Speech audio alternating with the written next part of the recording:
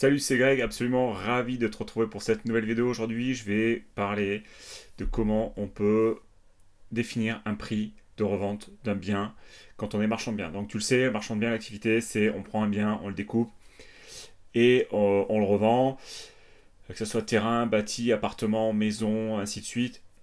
On identifie un problème, on le résout, on revend.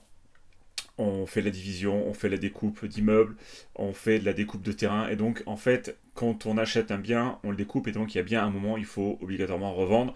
Et c'est à ce moment-là précis que tu vas sans doute te poser la question de savoir mais à quel prix je dois me mettre et comment je dois me positionner sur le marché. Donc, je vais te donner aujourd'hui quelques pistes. Tu vas voir que c'est assez subtil. Tout n'est pas blanc, tout n'est pas noir. Il y a vraiment des subtilités.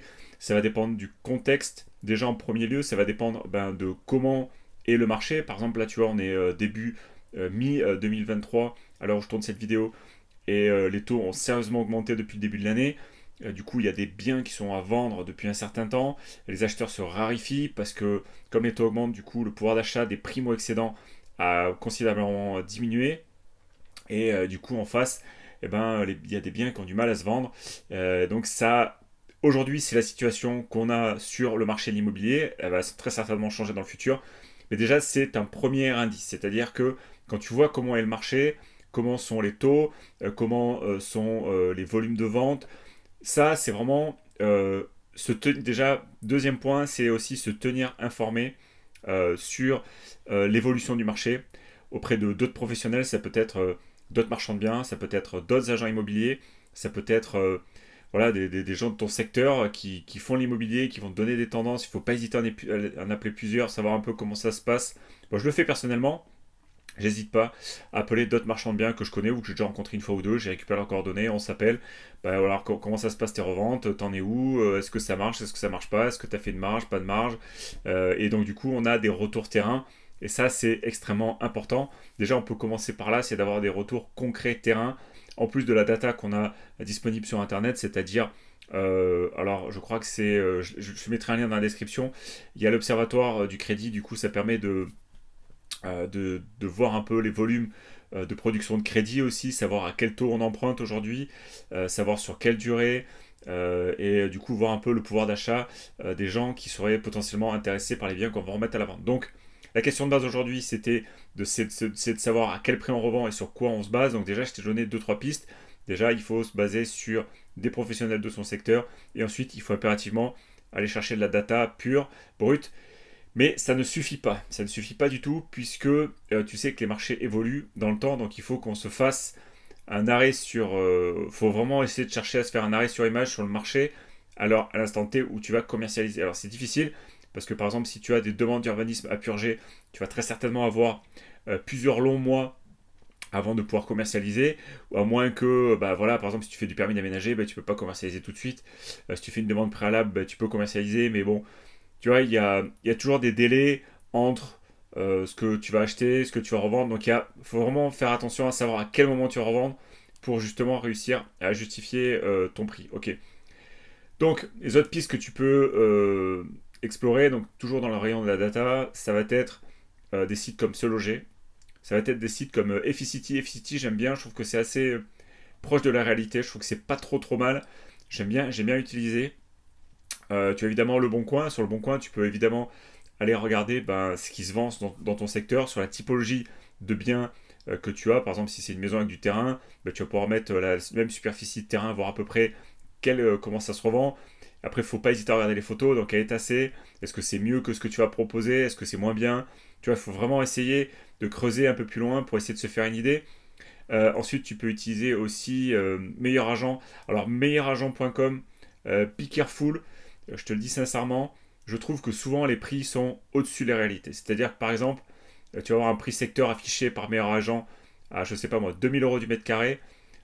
Quand je vérifie moi sur des sites comme Patrim, je vais en parler juste après, je me rends compte que le prix au mètre carré et de vente réel est inférieur. Donc vraiment, Meilleur Agent à prendre avec des pincettes, c'est pas du tout voilà, c'est une data à prendre en fait, il faut vraiment pas hésiter à recouper toutes les datas. Donc là, je t'ai parlé de Sologer, Efficity.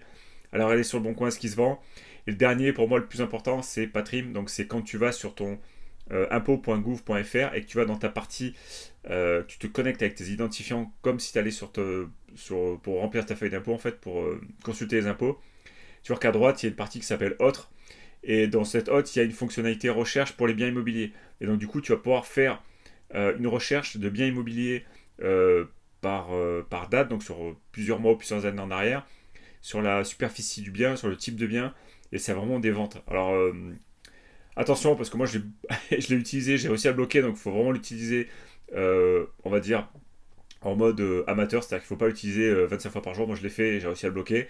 Et ensuite, ce qui est important, c'est de recouper toutes ces informations que je viens de te donner. Alors moi, je n'hésite pas à faire carrément et simplement des tableaux Excel avec du coup des chiffres pour essayer de me faire une idée précise du prix moyen des biens qui se vendent sur ce secteur. Donc là, je te parle de Patrim. Donc du coup, c'est sur le site des impôts. Patrim, la problématique, c'est qu'on ne sait pas comment sont les biens, dans quel état ils sont, est-ce qu'ils ont été rénovés, est-ce qu'ils sont dans leur jus. Bon, au vu des prix, tu peux te douter que forcément, bah, si c'est un bien qui a été vendu cher, forcément, bah, c'est que c'est un bien qui est en bon état, et encore que, on ne sait pas trop. Mais voilà, ça permet déjà, tu vois, de se faire une idée un peu, on va dire, basique de ce qui se fait. Un autre point aussi que tu peux utiliser, c'est les fausses annonces. Alors les fausses annonces, là aussi, à utiliser vraiment avec bonne intelligence, faut pas en faire trop non plus. Tu vois, ce que te faire bloquer du bon coin. Et surtout, c'est pas très cool pour les personnes qui sont vraiment en recherche active d'un bien, qui sont vraiment en envie euh, d'acheter. Et là, ce qui est intéressant de faire, c'est de faire une fausse annonce, et du coup mettre quelques photos qui ressembleraient potentiellement au bien que tu veux revendre.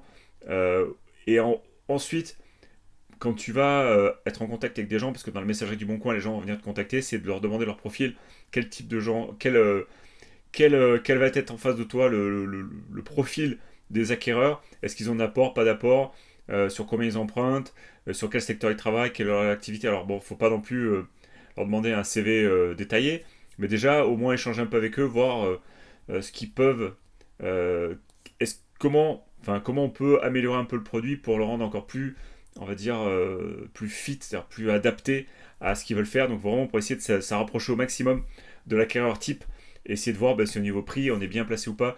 Parce qu'en fait, une fausse annonce, c'est assez flagrant parce que si tu fais une fausse annonce et que tu as beaucoup de vues et que tu pas beaucoup d'appels, c'est que tu es trop cher. C'est-à-dire que les gens regardent, mais en fait, quand ils regardent le prix, ils disent non, là, ça, c'est pas possible, c'est pas pour nous.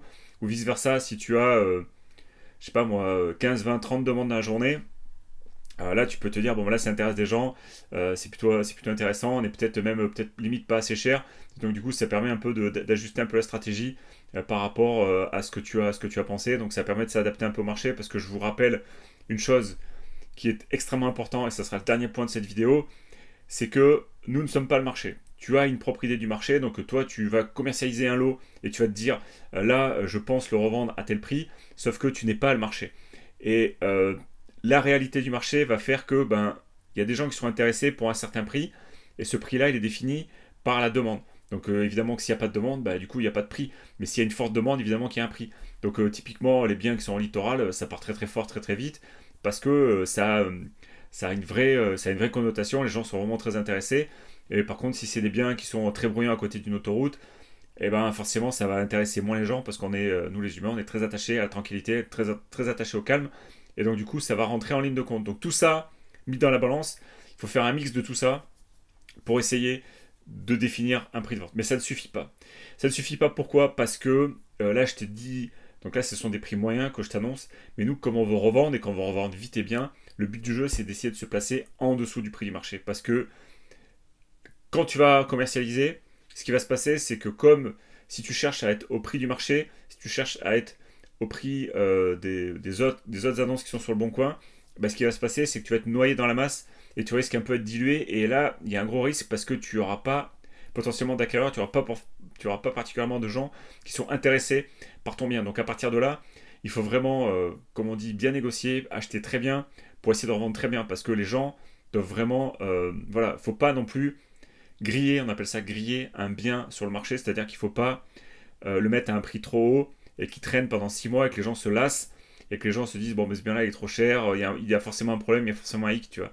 En fait, moi je considère que quand on commercialise un bien, le top du top c'est quand on le commercialise, quand l'agent immobilier lance l'annonce sur le bon coin, Alors, dans la semaine qui suit des visites, peut-être pas, mais on va dire que dans les jours, dans les semaines qui suivent, il y a commencé à y avoir des contacts sur le Bon Coin, il y a des visites qui commencent à s'ancrer dans les semaines, dans les jours, dans les semaines qui viennent, et petit à petit, il y a des visites, il y a des offres, et donc on espère, en tout cas, quand on commercialise un bien, l'idéal, c'est d'essayer de trouver un acquéreur dans le mois ou dans les 2 mois. Dans le mois, c'est top, ou dans les 2 mois, c'est vachement bien, quoi, c'est vachement bien. Parce que ça veut dire que bah, ton bien aura été au bon prix, et que bah, forcément, bah, tu auras trouvé des acquéreurs, donc ça c'est top. Par contre, si ça traîne, on va dire 4, 5, 6 mois, qu'il y a des visites, mais qu'il n'y a pas d'offre, tu vois, il faut essayer de rajuster un peu les voiles. C'est-à-dire que tu vas arriver à un moment donné où tu vas commercialiser pendant plusieurs mois, et bah, ça va dépendre du marché, ça va dépendre de la conjoncture, ça va dépendre de où tu en es aussi, des travaux, est-ce qu'il y a des travaux à côté. Mais en gros, en marchand de biens, c'est quand même dommage de traîner la patte pendant 6 mois. Surtout comme nous, où, enfin moi je dis clairement, j'ai pas fait 50 000 OP pour l'instant, j'en suis encore sur mes premières, et du coup je réalise un peu ben, le chemin qu'il y a à parcourir, et je me dis, bah voilà, les premières OP, il faut impérativement arriver à les déboucler assez vite pour récupérer la trésorerie, apprendre de nos erreurs, et recommencer, tu vois, et vraiment digérer toute la data qu'on a prise sur les premières OP, et les réinjecter dans la nouvelle, et du coup réadapter son marché, se réadapter au marché, et passer la seconde, et accélérer. Donc voilà un peu pour la vidéo du jour, donc pour comment faire en sorte d'avoir un prix correct de revente en marchand de biens. Si tu as envie d'en savoir un peu plus sur l'activité de marchand de biens, je t'invite à cliquer sur la vignette qui est juste ici. Tu as une vidéo complémentaire où je t'explique comment on fait une opération de marchand de biens de A à Z. C'est une vidéo qui est très complémentaire à celle-là, donc c'est parfait. N'hésite pas à y faire un cours, je te mets le carré juste ici. Tu as une vidéo complémentaire juste là. Je te dis à très vite pour une prochaine vidéo. Bonne marge, à bientôt, ciao ciao.